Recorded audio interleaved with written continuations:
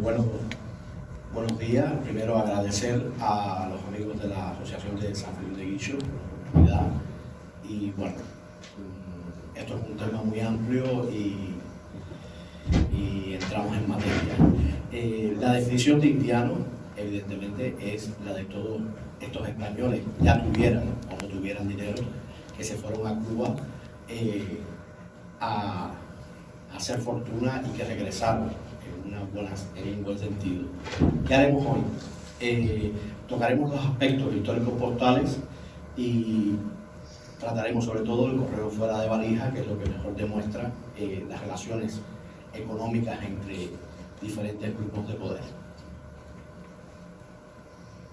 Vale, esto es una cronología mínima, que no voy a explicar, evidentemente, por el tema del tiempo, que nos muestra el desarrollo del correo entre España y Cuba, que fue desde la incomunicación prácticamente total en los primeros siglos a los viajes eventuales que se realizaban. Tuvimos primero una empresa de correos, es decir, el correo, aquí hay un error, pues el servicio postal a cargo del correo y de la Armada, que era bastante irregular, que era compensado con todos los buques que salían del puerto de La Habana o hacia La Habana desde Cádiz, Vigo o cualquier población de España.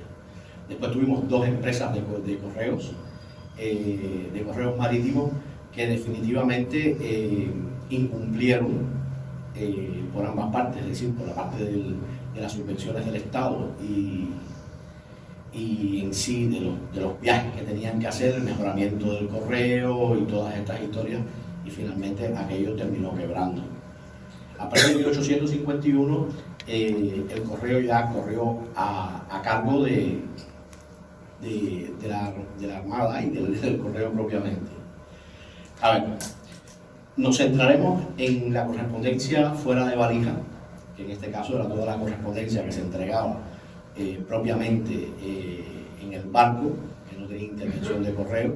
Legalmente había sido era una falta o un delito, según se vea, pero era tolerada dada la incomunicación que existía entre las Antillas y España. En este caso hablaremos de los agentes reencaminadores. Estos agentes reencaminadores eran comerciantes que transportaban la correspondencia de terceros. Es decir, aquí podemos ver un par de cartas que son de las más tempranas que se han podido conocer hasta el momento, que son de 1823 y 1832, y sencillamente estos agentes lo que hacían era viabilizar el correo entre diferentes grupos de comerciantes. Es decir, no existe una certeza, aunque evidentemente tienen que haberlo hecho, si ellos se cobraban un porte, aunque sabemos de que en determinados grupos pues no sucedía. A ver, los agentes reencaminadores los podemos dividir en tres, sobre todo. Tenemos en este caso un gran lobby de comerciantes extremadamente opulentos, muy cercanos al capitán general, y que ellos en la mayoría de los casos tramitaban su correspondencia, ya que eran propietarios y armadores de muchísimos buques, y no consignaban correspondencias de terceros a no ser que fueran de su mismo grupo, como es el caso de Samán, Sotolongo, Zulueta o Herrera. Vale. En segundo caso estaban comerciantes ya en un nivel medio, que es el mayor grupo de agentes reencaminadores que hacían de agentes de puerto y se ocupaban de remitir, ya fuera franqueada o sin franquear, correspondencias de terceros. Es decir, ellos lo hacían a veces por mediación del correo o por la agencia postal francesa e inglesa. Aquí podemos ver un par de ejemplos. La primera, que es una imagen terrible, es del Museo Postal Cubano y es una carta maravillosa, pero desgraciadamente en un estado precario.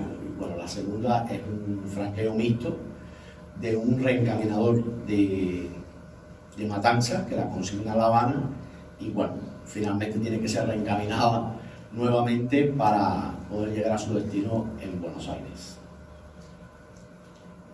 A ver, el tercer caso era de pequeños comerciantes que tenían oficinas o escritorios, como se cita en la bibliografía, y estos comerciantes eran los que hacían el trabajo como tal de reencaminar la correspondencia de terceros. En este caso podemos ver algunos. Generalmente estas marcas se estampaban al reverso. He puesto el ejemplo de los que son españoles, pero evidentemente había una profusión de comerciantes, incluso de agentes extranjeros en Puerto, que eran los que se dedicaban a estos menesteres. Ahora, hemos hablado de que vamos a hablar de los aspectos postales e históricos. ¿Y por qué se pone que es una verdad incómoda? Porque ¿quiénes eran estos agentes?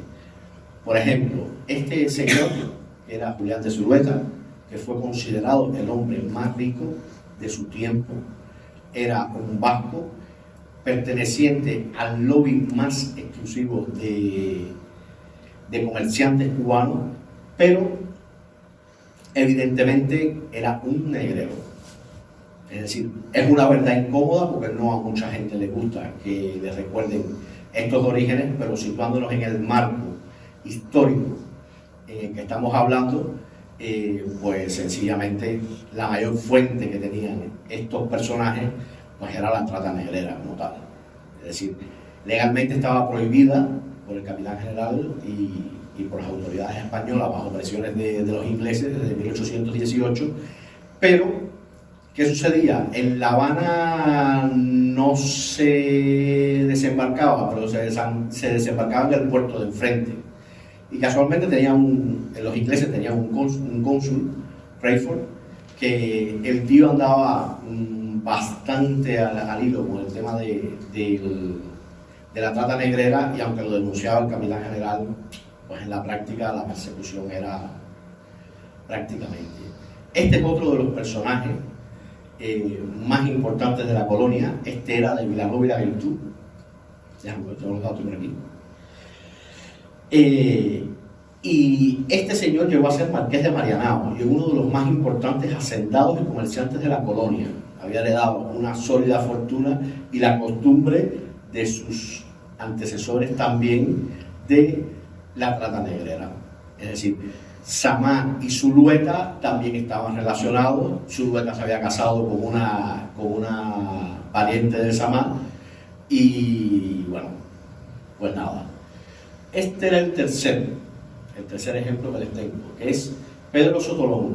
Este, independientemente de ser un negrero, porque esa es la verdad, estaba muy bien relacionado con las autoridades coloniales, los cuales permitían de que, bueno, si se conocía el alijo de bozales en algún lugar, caso de negros esclavos, pues que miraran a otra parte o que el telégrafo pues demorara en avisar. Es decir, sí es cierto que hubieron capturas de algunos